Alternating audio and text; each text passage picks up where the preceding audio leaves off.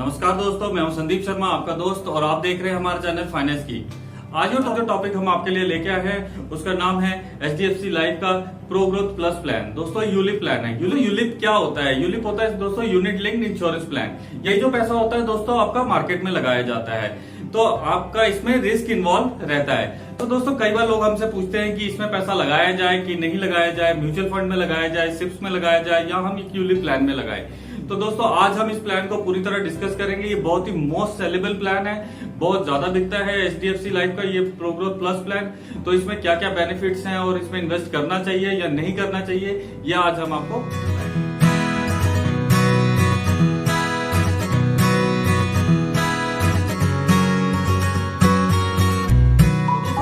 जान लेते हैं HDFC life pro growth plus plan है क्या। दोस्तों सबसे पहले जैसे कि मैंने आपको बताया कि एक यूनिट लिंक्ड इंश्योरेंस प्लान है।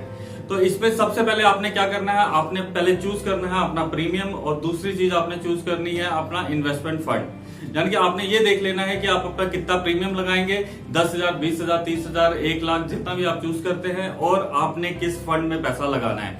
ये दो इंपॉर्टेंट चीजें आपने पहले प्लान चूज करने से पहले देख ले। तो दोस्तों उसके बाद क्या आता है कि आप क्या एक्सपेक्ट कर सकते हैं इस पॉलिसी से जब आपका पैसा मैच्योर हो जाएगा। तो आपको जब भी आपका पैसा मैच्योर होगा, जो भी आपकी फंड की वैल्यू बनी होगी वो सीधे आपके अकाउंट में आ जाएगी। अगर लाइफ एश्योर्ड की दोस्तों अनफॉर्चुनेट डेथ हो जाती है तो या तो उसको पूरा फंड वैल्यू मिलेगी या उसको सम एश्योर्ड मिलेगा, जो भी ज्यादा होगा।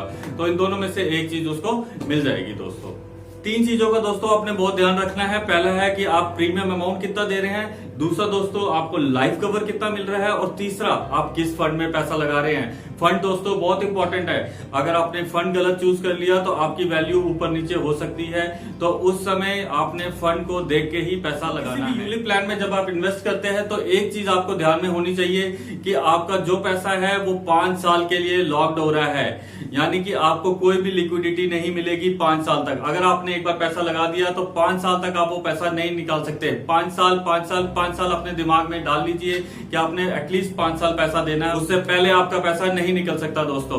तो दिमाग में आपने डाल लेना है 5 साल लॉक इन पीरियड आपका रहेगा। प्लान ऑप्शन समझ लेते हैं दोस्तों। 2 ऑप्शन आपको मिलेंगे, एक मिलेगा लाइफ ऑप्शन, सेकंड आपको मिलेगा एक्स्ट्रा लाइफ ऑप्शन। तो दोस्तों जो लाइफ ऑप्शन है उसमें आपको डेथ बेनिफिट मिलेगा, मगर आपको एक्स्ट्रा लाइफ ऑप्शन में दोस्तों death benefit plus accidental death benefit भी मिलेगा। मगर इसमें क्या होता है दोस्तों, इसमें थोड़ा सा प्रीमियम हायर रेट पे रहता है। दोस्तों जल्दी एंट्री एज समझ लेते हैं। एंट्री एज इसमें इस पॉलिसी में अगर आपने एंटर करना है तो आपको मिनिमम एज 14 होनी चाहिए, मैक्सिमम 65। एक्स्ट्रा लाइफ के लिए आपकी 18 ईयर्स होनी चाहिए, मैक्सिमम दोस्तों 55 ईयर्स होनी चाहिए।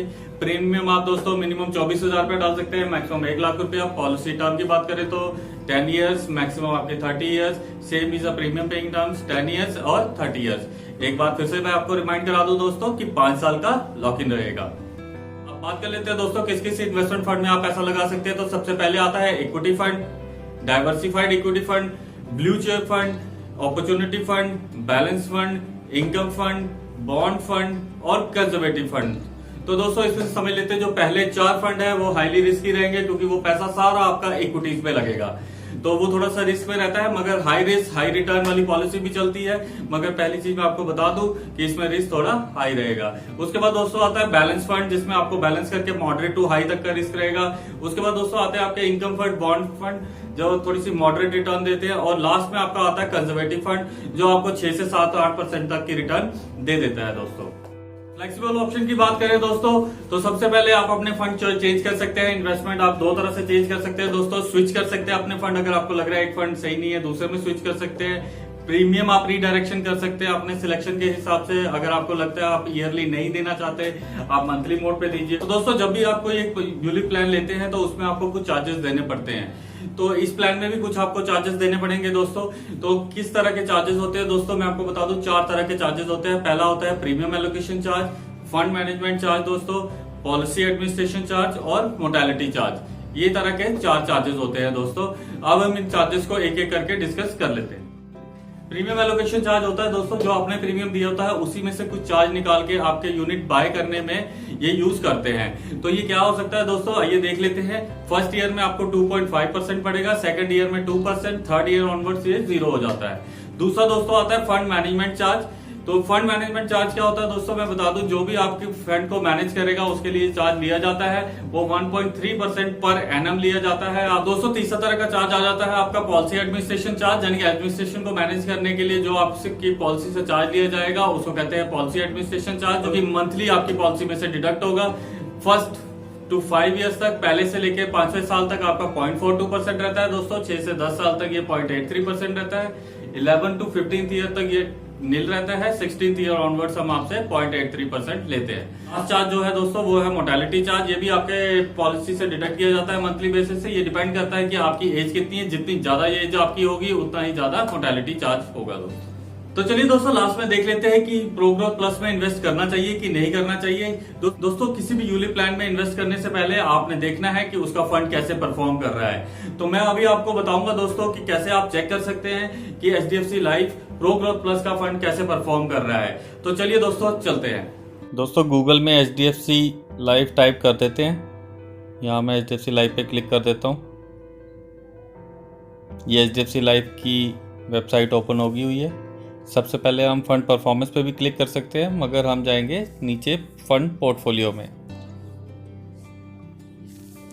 फंड पोर्टफोलियो पे दोस्तों मैं क्लिक कर देता हूँ। जब आप फंड पोर्टफोलियो पे क्लिक करोगे तो ऐसा पेज आपके सामने आ जाएगा दोस्तों।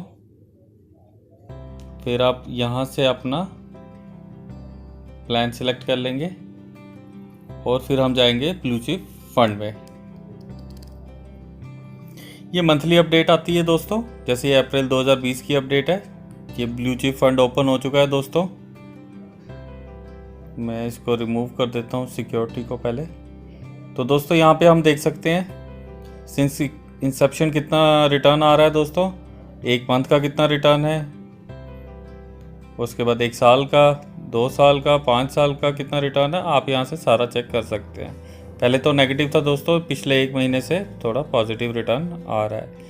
यहाँ से आप पूरा चेक कर सकते हैं। नीचे दोस्तों कहाँ कहाँ आपका पैसा लगा हुआ है ये भी आप चेक कर सकते हैं।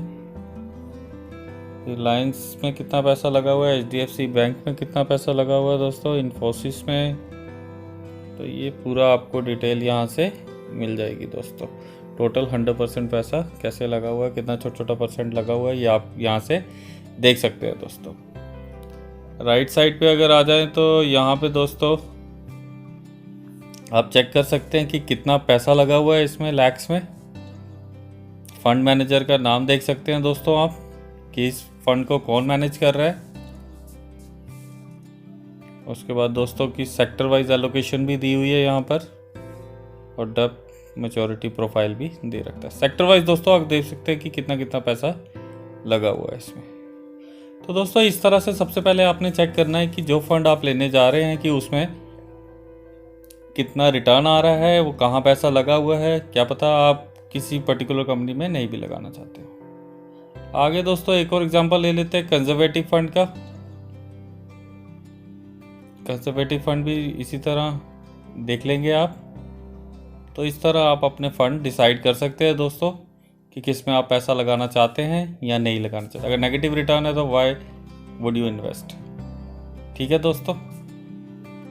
तो दोस्तों आपने देखा कि किस तरह कितना फंड परफॉर्म कर रहा है कि नहीं कर रहा है। आपने जब भी कोई यूलिप पॉलिसी लेनी है तो आपने उसकी वेबसाइट पे जाना है और वहां पे फंड परफॉर्मेंस जरूर चेक करना है। अमूमन आपको देखना है कि 3 साल और 5 साल में फंड ने कितना परफॉर्म किया है। अगर वो फंड परफॉर्म नहीं कर रहा है तो दोस्तों उसको मत लीजिए। अगर आपको लगता है ये फंड परफॉर्म कर रहा है तो उस फंड को ले लीजिए दोस्तों।